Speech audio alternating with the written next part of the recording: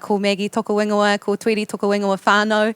I whānau mai o I tūtira, I tipuaki o I tūtira, I noho ana kei te tamaki makaurau. He kai whakapāoho ki te reo irirangi o Aotearoa, Radio New Zealand.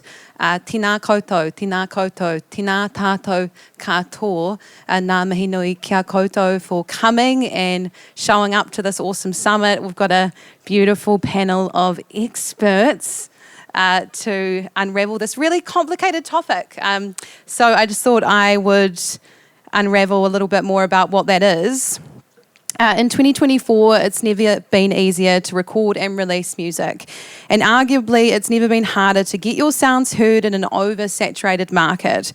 So how do you cut through the noise and get your sounds heard and connect your music to people who really want to hear it? Our panellists will talk through a variety of different ways that you can make your music stand out, and whether that's, you know, what you sound like or who to pitch to or how to really present yourself as an artist. Our panellists today are Leah Harris, the artist and labels partnerships lead at Spotify. Jess, who is a wonderful DJ, producer, electronic powerhouse, Kédu Carlö, and Carlö, rather. I'm doing the Māori for that. Aroha mai. Aneeka Moheed, who is the program director at the independent Auckland radio station 95 BFM in the middle there. Jeff Newton, who I like to consider as a bit of a double dipper, someone who's been around in the music industry for quite some time and who works for You're just saying I'm old. Who works for New Zealand On Air as the music promoter platforms, and the wonderful Francis Carter, who is an incredible photographer, and we're going to share some of Francis's beautiful images throughout this corridor as well, so you're in for a treat. Leah, what is it that you do for Spotify? Tell me a little bit more. Yeah, that's a fair question. So I am the artist and label partnerships lead for Australia and New Zealand. So I lead a team of 4 that have relationships with all the different labels and industry partners, basically anyone who wants to talk to Spotify from a music perspective, they talk to my team. And we're really obsessed with trying to get as many artists discovered and heard on our platform. I've actually just newly come into this role. I've been in the role for about 7 months, but I have been with Spotify for the past nearly 5 years working on the podcast strategy. So I come from a content background and now I am back in music and I'm loving it. And are you kind of an interface between artists and Spotify? Yes, yeah. So how many hours would you spend a week, you know, on the road, talking to people and... Nearly every day? Working hour. Okay. Yeah, between our teams, we have different splits of who talks to, say, a major label, who might talk directly to an artist, who might talk to a distributor, and making sure that everyone is really educated, knows how to use the platform for their needs, and making sure that we're partnering really well and knowing about music and what the artists are doing so we can make sure that we're doing all the right things for artists to get heard. Jeff, what do you do? Nothing. I am the music promoter platforms at New Zealand On Air. I am a radio plugger, essentially. I go out and try and get radio programmers to play New Zealand music over international tracks. I also sit on the funding panels, so I sit on the panels that actually give out the funding that New Zealand On Air does. I do a lot of talking. You do a lot of talking, and you fly the flag for New Zealand artists. I try. Yeah, you do. Yeah. And it's specifically with commercial radio stations. Specifically commercial radio stations, yeah, because they're the hard nut to crack. They are. That's probably a large focus of what I do. Mm-hmm. But I think that radio has to be a part of a larger focus. And so part of what I do with artists is to try and get them to see the bigger picture and how the bigger picture is actually going to feed into the radio one. And so we are going to get to funding like right at the end, but I think it's important that we go through all of the steps that it takes before you can actually even fill out a funding form, because there are so many boxes that you have to tick. Funding's a whole nother seminar. Yeah. Aneeka, you have just become the new program director for 95 BFM, an incredible job. Congratulations. Thank you. Yeah. Thank you. And no small feat. Can you explain to people who are just familiarising themselves with alternative radio, independent radio, what it is that you do and what the SRN network is? Yeah, so BFM is the Auckland branch of the SRN, the Student Radio Network. It has, it's been around since 1969. It is a very well-established place in the music community, especially in Auckland. It kind of, I've always seen it as sort of like the entry point. BFM is a place of learning. It's very compatible with like student culture and student life, but also has such an extended history to it that means there's a lot of sort of coaching, a lot of like learning to be done there. I just see it as a place of like learning. It's where artists learn how to get their music in right shape before you go off to people like Jeff, who try to help you make more money than you can if you're in the SRN.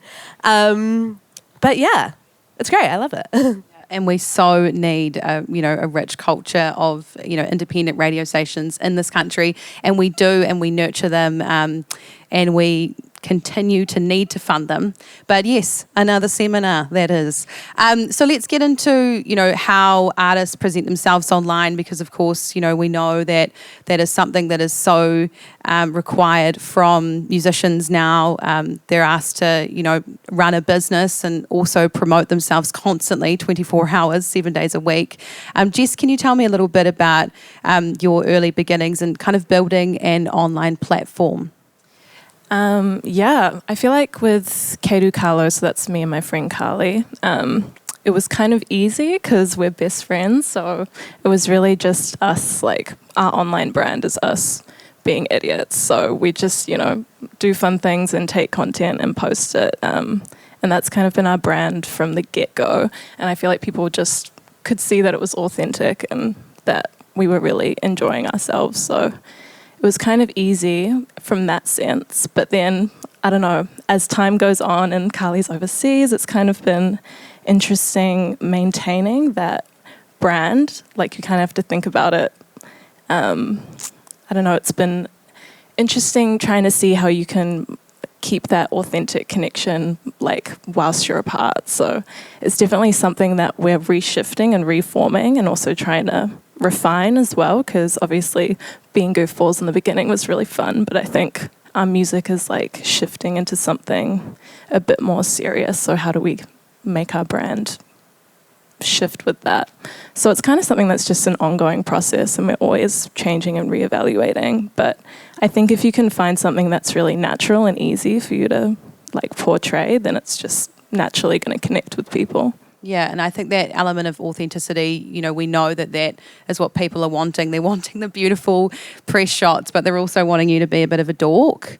People can see through something that's not real, it's not about the real person. And that's what people in social media want, Most people forget that if you're an artist and you're sharing on social media, a lot of people tend to concentrate on the media part and forget about the social part.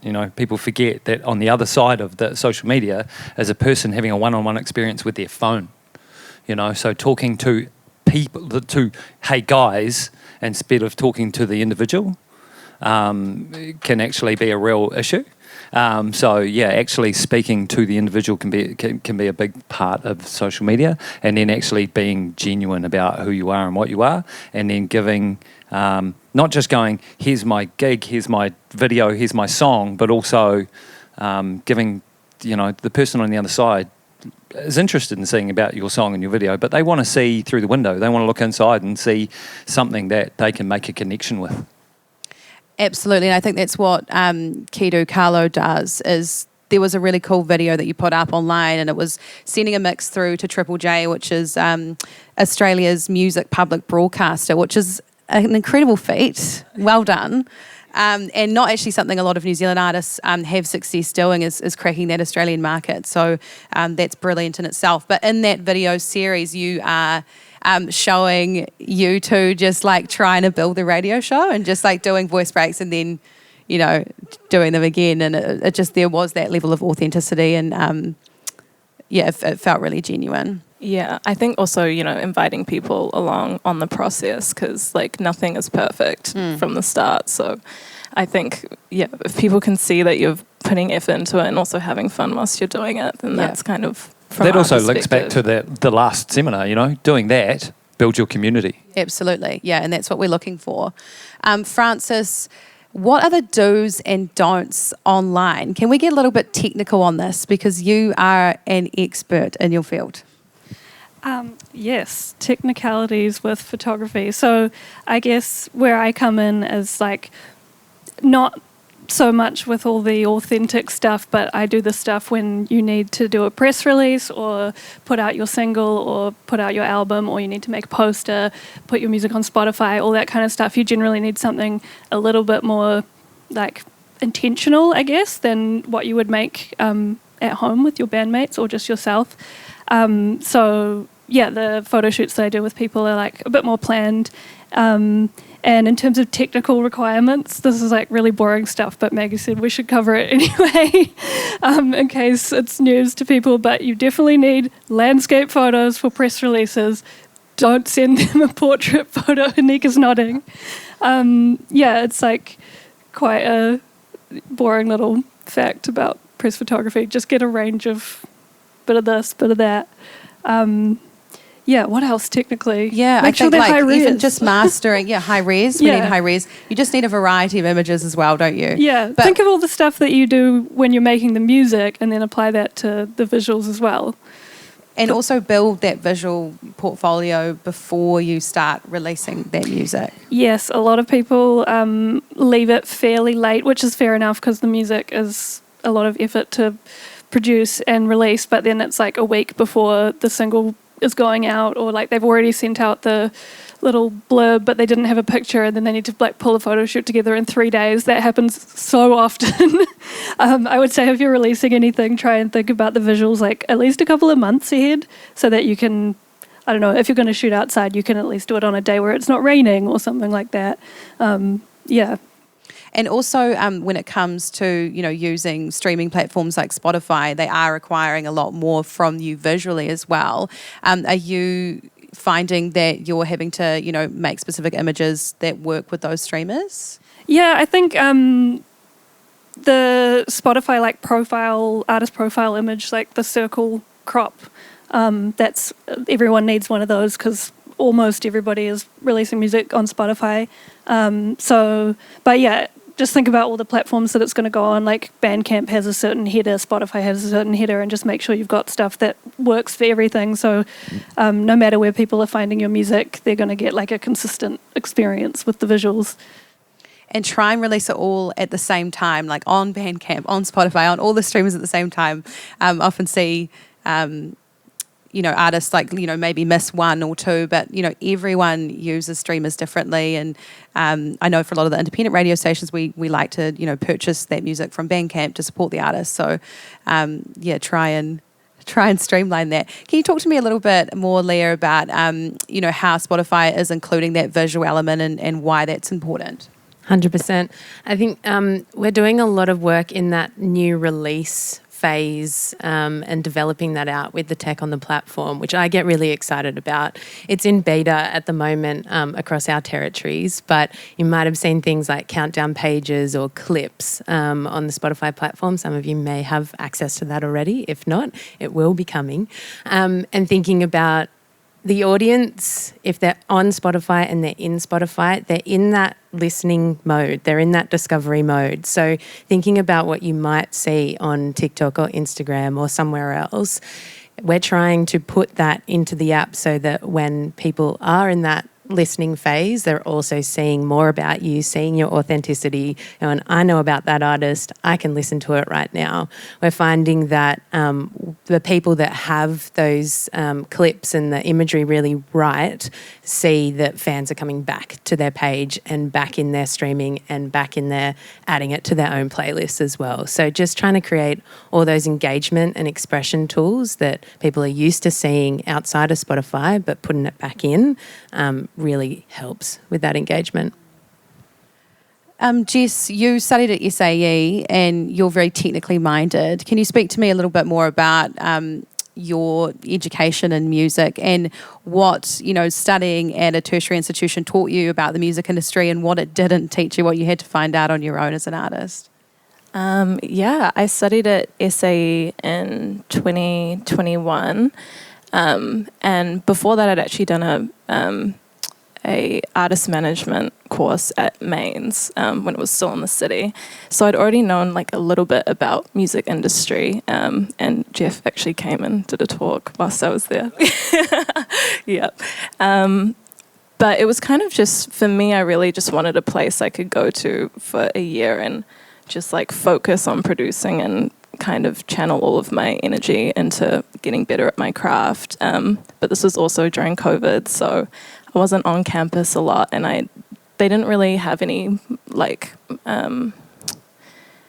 there wasn't really any focus on gaining industry knowledge or any placement or working in studios. It was more kind of just about the technical skills. So I think a lot of that side was just self-driven and came from already having gigs with Kédu, Carlö, and kind of seeking it out myself. Yeah. So just really hustling and figuring out how to do it on your own. Yeah, pretty much. I think I was quite lucky because we'd already started gigging and meeting people. So if anything, it was just a nice accompaniment to what I was already doing, but it wasn't really the sole contributor to me getting anywhere. It was kind of more just upskilling. Mm-hmm. Yeah. Part of cutting through the noise and, getting traction is a press release, as unsexy as it sounds. And can we speak to a little bit more about, press releases and their function? Jeff, how many do you reckon you receive a week? On a Friday? I don't know. I'll probably get, 60 on a Friday. Probably get 100 in a week. But they can be really, really helpful. If I have had experience with an artist or people have come to me about an artist and then I get a press release about them, then there's going to be a lot of information that I can use. And that's probably one thing that I trade on information, right? Me getting airplay, comes down to the information I can give programmers who are programming radio stations. So any information that I can get out of those press releases, they can be helpful. So they also add an air of professionalism about what you're doing. If you've got a press release coming out around your song, people will just tend to take it, even if they don't read it, they'll kind of see that you're serious. There's plenty of places around that can show you how to write a press release. But if you've got one and you're sending it out, people will go, right, this person's here to have a go. Jeff, do you tend to notice the ones with a nice picture at the top slightly more? Always. That's right. The imagery is a part of it, though. Not just in press releases, across everything. Across your pack shots and through your social media and stuff. So, it's a good kind of so and so releases their worldwide smash hit. But if it's got a nice kind of a good picture around it, it kind of also provides context around the artist and what the artist is about and who the artist is. It can be helpful, absolutely. Aneeka, we had this experience once at Radioactive where a band called us out for not playing their single that morning. And I was like, excuse me, I actually played it half an hour ago, but you weren't listening to the show. And they did this big campaign on social media, like, fuck you, Radioactive, you suck. And I was like, really? Come on, guys. Like, we are a radio station that, I used to work for them, that like employed 8 people and then has a volunteer base of 100 people. But, it takes a lot of work. And there's so many people who want to play everyone's music and profile it and platform it, and the DJs have the best intentions to do that and want to do that. But sometimes it does take, building a little bit of rapport, but also listening to that radio station and figuring out, where you might fit and what show you might fit on, and kind of tailoring your pitch to a specific person. And that's why independent stations like BFM are really important in helping foster those relationships. Can you speak to the do's and don'ts of press releases? Well, the biggest do is please make it as easy as possible for me to get the important information out.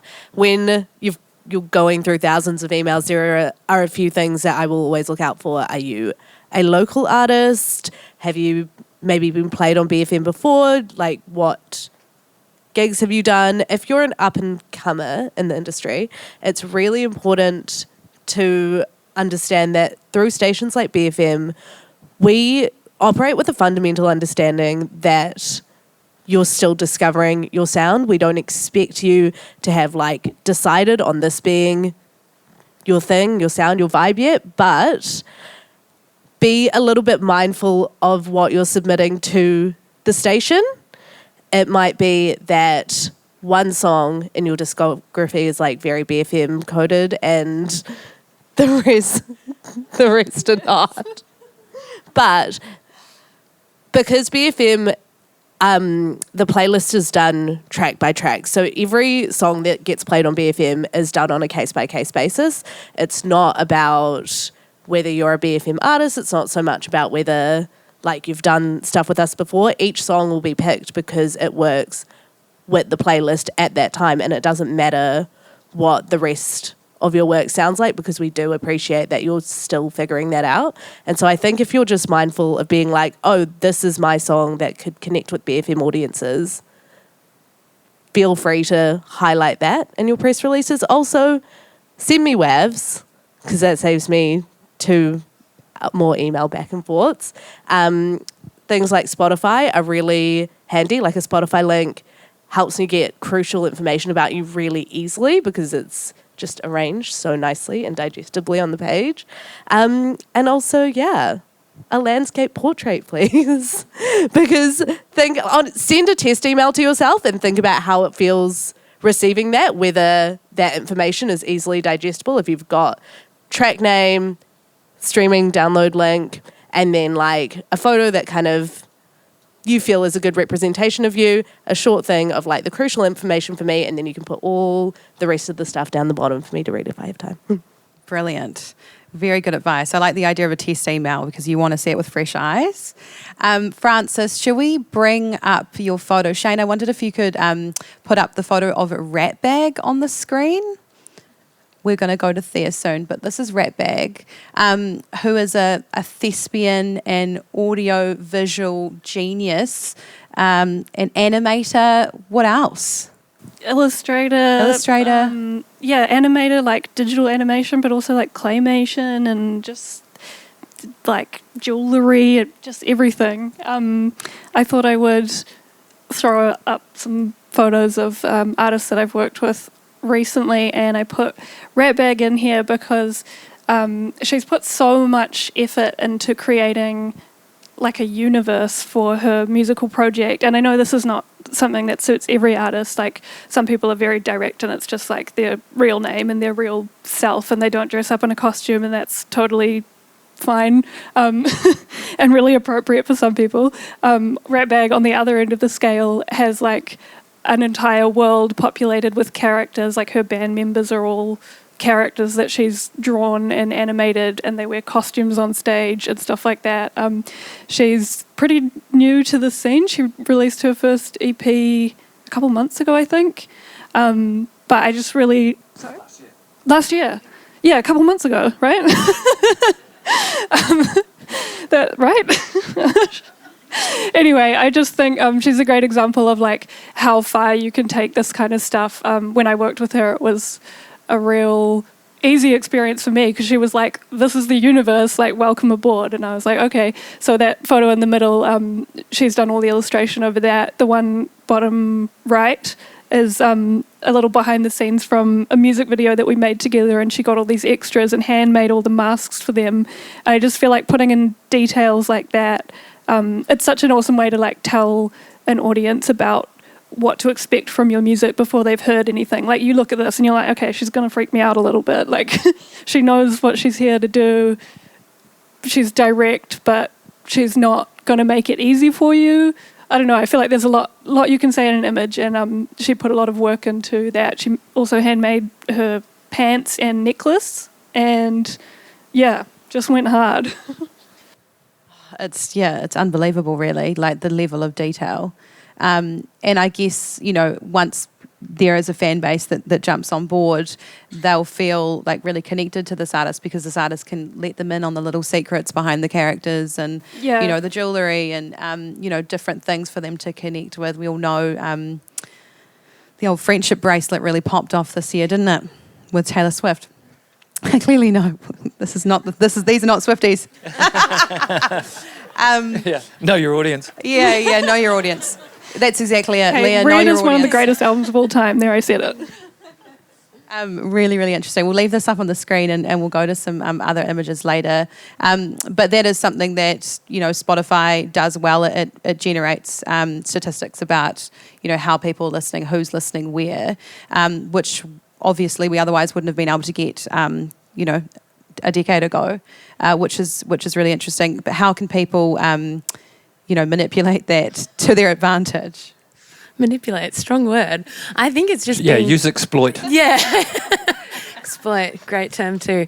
I will talk till I'm blue in the face about logging into Spotify for Artists and seeing all your stats there and seeing the audience that's listening to your music and then using that to guide every single decision that you make. You know the type of person that's listening to your music, so you can serve them with these beautiful, interesting images and authentic self because you can see the data that backs you up. There's a whole bunch of tools in the back end of Spotify for Artists to target those listeners as well. So I really encourage you to use it because it's just so powerful. And then being able to overlay that with audience stats that you have from all of your other platforms and getting that really holistic view of your audience, both here and abroad. So yeah, I can't talk about it enough. It's the best. I've heard of different artists actually choosing to tour different countries because they found out through streamers, where their music was popping off, which they otherwise wouldn't have known. 100%. And I think that's also in the back end too, thinking about what you're supplying in your artist profile. So you were saying you go there and you see how beautifully it's laid out, but you can go and see that there's merch there that you can click through and go directly. Like I always think if you're at a gig here and the merch table's up the back and you're watching someone on stage, you're like, yes, I want to go buy that T-shirt. It's the same thing about having that hygiene in your artist profile that you've got links straight to your merch, got links straight to your vinyl, got links straight to a gig, and you can go through and purchase tickets straight from a listening experience as well. So you're just really trying to harvest that intention. Great language. Harvest is another better term than manipulate again. Jess, how has that kind of information been helpful for you? It's actually been super helpful. We kind of did what you were saying about touring. We recently did a little Melbourne tour, and we did one in 2022, and that was because we realised that most of our listeners were coming from Australia and Melbourne, so that's kind of like been a conscious decision to grow our efforts there. And also just around like releasing as well, we definitely gain most of our audience from live shows. So we've always tried to plan our releases around a live show or a festival spot because that kind of feeds into people pre-saving more and then, more likely to get Spotify playlist placements and all that kind of stuff. So actually, I have a question for you, Jess. Mm-hmm. Do you find from your data that you're getting from Spotify for Artists what music works with your audience and what tracks don't? and working out what the elements in the songwriting are working for you as an artist? Yeah, I think it's kind of hard because I feel like it's, again, the live thing. Like if it pops off live, people are more likely to listen to it. But that's mainly because we sit in an electronic lane. And so it's kind of all about how it translates in a room on big speakers. So sometimes our music doesn't actually translate that well on Spotify. But when we play it live, it really hits. So it's not like a super good metric in terms of like what music best works for us, because we're always just focused on live shows. But yeah, we definitely found like more chill music does better streaming and is more likely to get Spotify playlist placements, whereas like our heavier tracks don't really get as much traction as we hope. Blame her. Jeff, how do you get like the most out of a release? Like how can artists really milk a release? I think sometimes there's a little bit of whakama in Aotearoa about, you know, how we release music. Sometimes you could release all your music on all the different platforms and go, cool, it's out there, okay, bye. But sometimes we need to remind people and, you know, take them back and, you know, give them links to really engage with the listener experience. Yeah. Well, the thing is, man, like... Sorry, I was just about to take off one of those tangents. I think you really need to work out who your audience is and where they are and how you speak to them, right? Before I came to New Zealand, I worked at EMI, and we hired a guy. Well, globally EMI hired a guy who was a research professor from the US who had created this research model that segmented the music consuming public. This guy had his previous project was segmenting America for Barack Obama's first presidential campaign. So, but he'd created 14 segments of people who engaged with music, and there were all sorts of different segments.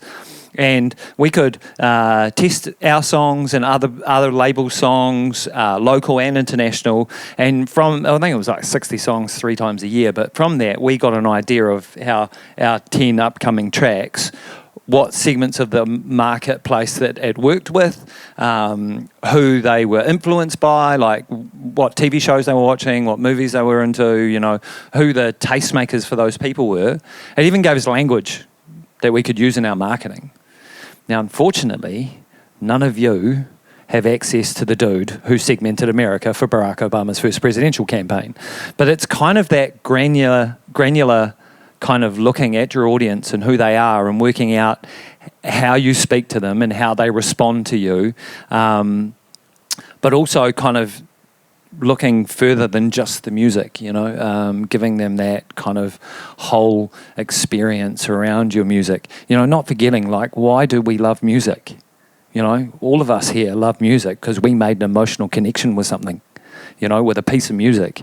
And it's about trying to amplify that emotional connection to your songs and therefore you, that is going to drag people to your music. So, you know, finding out what that thing that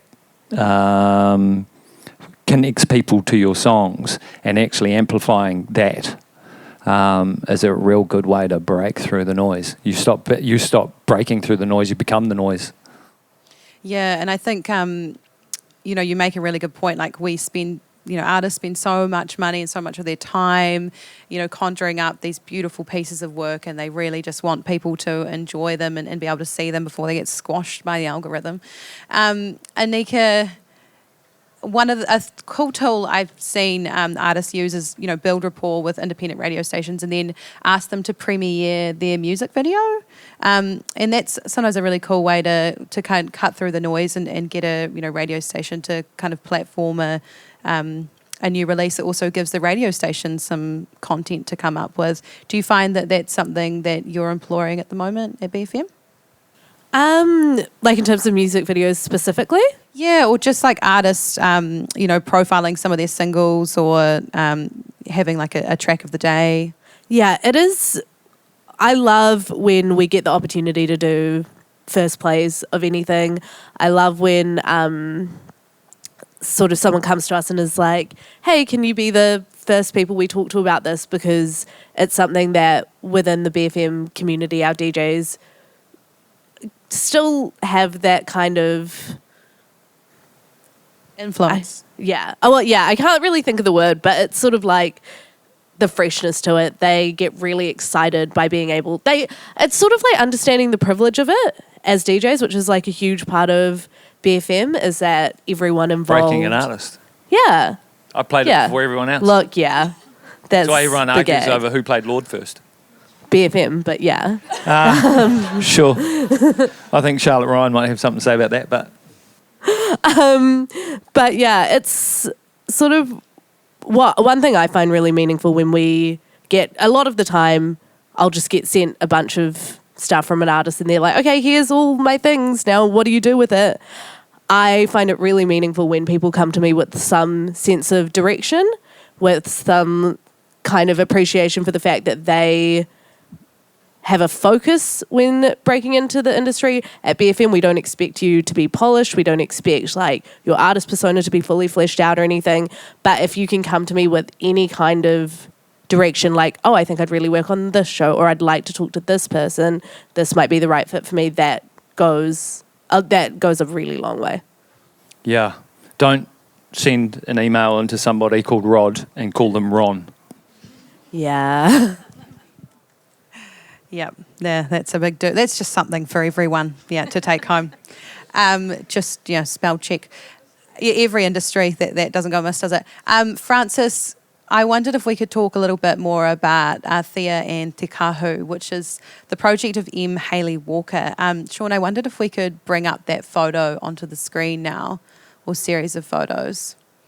Can you talk to me about these two different photo shoots and these two different artist personas, and what kind of consultation process you would have had as a photographer talking to the musician about creating these two very different worlds? So this is, as Maggie said, M. Hayley Walker, who has two musical projects. Thea was the first one, and that's a Thea promo image on the right, and then Te Kahu is a more recent one. Both absolutely stunning projects, and I encourage you to listen to them if you haven't already.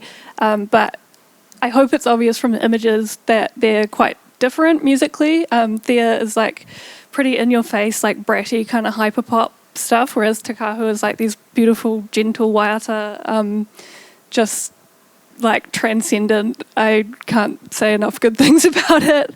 And so when M decided to release the Te Kahu project, we did the second photo shoot about a year and a half after the Thea one, and it was important to make a distinction that same artist but different project. So consultation-wise, M's really good at like having an idea about what she wants. She knows that people will expect certain things from certain images, so like bright colours, big outfits, like the sunglasses, the sparkles. It's like, okay, that's going to be pop music probably. Whereas for Te Kahu, it's like much more stripped back musically as well. Like the instrumentation is a lot simpler. So she actually had a reference for that photo, and it was also a video, which was the Nothing Compares to You video, iconic. So it was just like really simple, just M and a black background, and that's what we did. I thought these would be maybe helpful to illustrate how it's the same person, but you get different ideas about what you're going to hear from each picture. So even if something as simple as like what color is the background going to be, that will give a different impression. And it's worth thinking about. I know a lot of artists are like, I just want to release a song, I don't want to be in a photo, which is valid, but I think it's worth considering it as uncomfortable as it can be. And for those artists who are nervous about, the imagery and they just really want to focus on the music, is it, because we know, if you know M, you know that she's glamorous. Oh, yeah. She comes the part. She's always got her nails did. Yeah. She's always on Look fleek. at these things. She brings it. Yeah. So that's quite genuine for her, that kind of image, because she is actually keeping that up. But is there kind of an intermediary? For sure. I mean, both of these examples so far are artists who are like really about the image and know what they want to put forward there.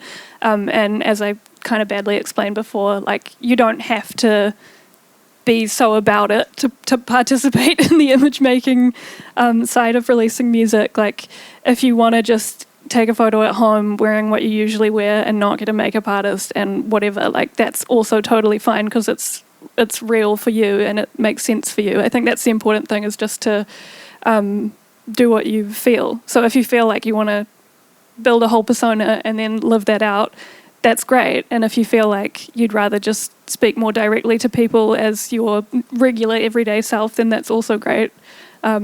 Just kind of like elevate what you normally are, I suppose.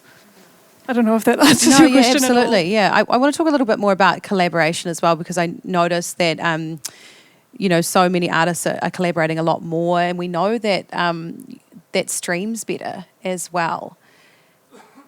Why is that? Is it because of that cross-pollination of audience? You're tapping different audiences, especially if you're from different genres or different localities. You're hitting different people and going, oh, I might like that too. That's cool. Also, just it's creating something new and different when you're getting in the studio with someone that's not in your wheelhouse. How good. Is there room for, a bit more of a trans-Tasman partnership, like musically? Because you work both in Australia and Aotearoa for music with Spotify, and I just wondered if there was, something we could be doing together to raise both of our countries' musical profiles. I think so, but I think both of us are really humble people, and I think the previous panel mentioned tall poppy syndrome, and it's so big in both of our countries, and I think we need to be more bold and pushy about who we are and what we do and all of our cultural heritage as well. That makes us both super unique, and we just don't do enough to share that globally as well, so more to do. I've seen that kind of collaboration play out on your social media platforms. I wondered how online radio stations have kind of helped raise your profile, because I know you do mixes for different stations, and I think that's a really interesting part that electronic music has to play online.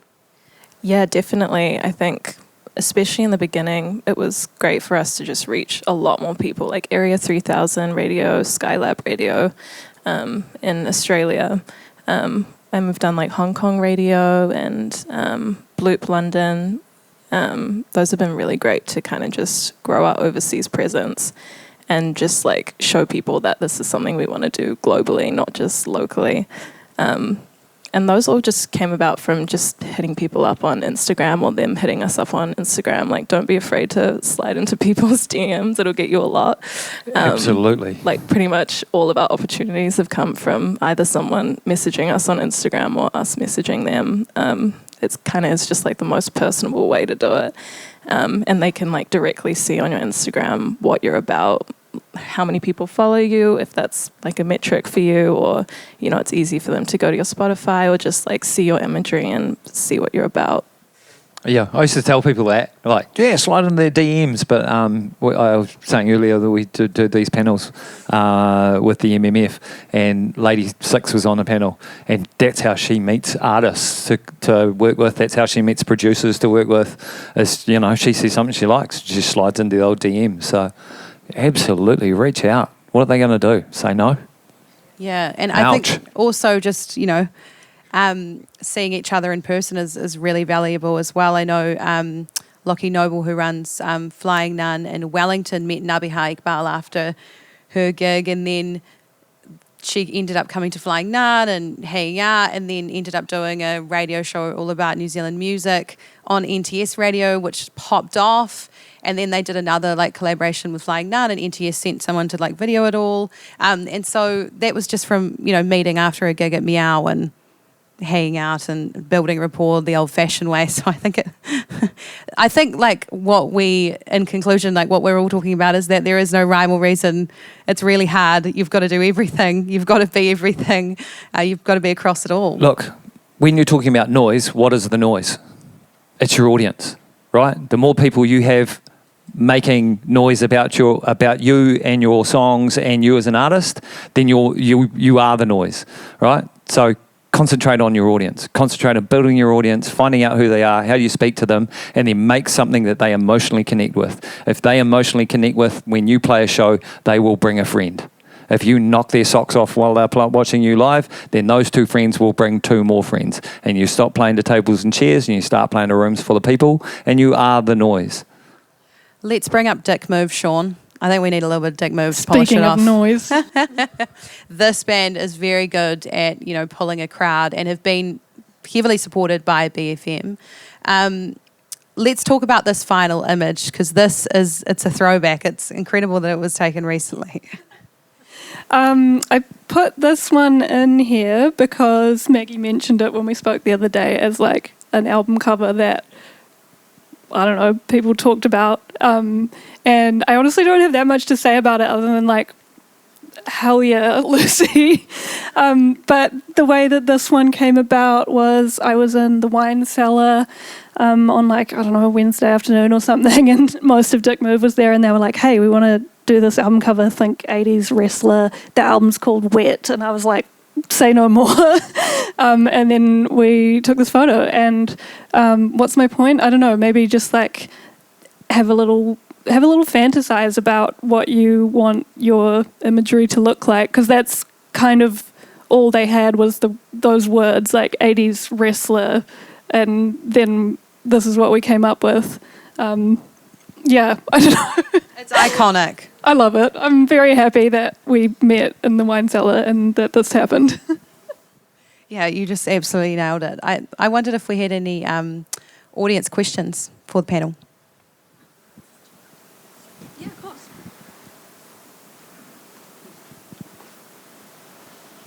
Thank you. Kia ora. We've talked a little bit about Spotify for Artists and how great that is as a tool. In terms of the radio side, there seems to be sometimes a bit of a disconnect between artists and radio and not understanding, I guess, how to quantify the numbers, whether it's a spin on radio versus stream on streaming platforms, and kind of the differences there. Do the people on the panel have a way to, I guess, talk to the artists in the room and managers in the room around kind of what a spin on radio can do in terms of audience reach? Sure thing, Harrison. Look, that research model I was talking about before, there were 14 segments. One of the most influential segments of the music consuming public are the casuals. They are not people like me who wake up on a Friday morning, roll straight over, pick up my phone and go straight to New Music Friday and look for my new favourite song this week, right? I'm a music seeker, but most people are not, right? Kids, family, jobs, cost of living crisis, people are really too busy to go searching for music unless you're a fan of it like most of us are, right? So the thing that radio can do now, it used to be the only place you could find something new, but now really radio is more about amplifying what you've done and trying to find your new audience and getting those casuals and turning those people onto your songs. If they like what they hear, the thing about casuals, man, if they like what they hear, they'll engage with it at a higher level. They'll spend more on it, right? They'll spend more on tickets and merch and those kinds of things once they've discovered it. So the thing about radio is that it will throw your music in front of people who aren't really looking for it. They know what they like, but they want you to kind of suggest it to them. And that's kind of the difference between radio, commercial radio and student radio as well, essentially, because student radio people are music seekers as well. They go there trying to find something fresh and new, whereas commercial radio, especially as we get older, go and ask your parents what their favourite songs are. It'll be something from fucking years ago, right? Because you do get to a point in your life where you stop seeking and looking for new music, and it becomes about the memories and the emotions that you remember from back when you were younger. So, it's about getting, finding new audiences and that radio can be a part of, but radio shouldn't be the start, right? Just because you get your song on commercial radio, you get a song played on ZM, doesn't mean you're, all right, I'm off and running, off to the races, I'm going to be a star. Nah, man, just because ZM play your song doesn't mean their audience are going to love it. And as soon as their audience give them some sort of feedback that they don't like it, you're gone, right? So, and it is quite brutal, man. So, radio should be a part of what you're doing, but I don't think it should be the golden bullet for you. It should be about generating and creating your audience, and that comes mostly through live gigging. And I'm not finished talking yet, Willa. It's time, Fuck. Yeah, Sorry. all right, Jeff, while I go. Sorry. Wrap it up.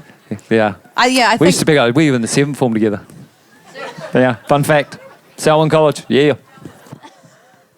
one thing we didn't mention, though, is like Jeff was talking about with radio, just the importance of telling your stories. And it's such a good exercise for any artist to figure out what your story is or how you communicate with your audience. And I think doing radio interviews on independent radio stations allows you to practice and figure out how to find your voice and how to speak about your music. That's a really hard thing for artists to do because they use music to speak for them.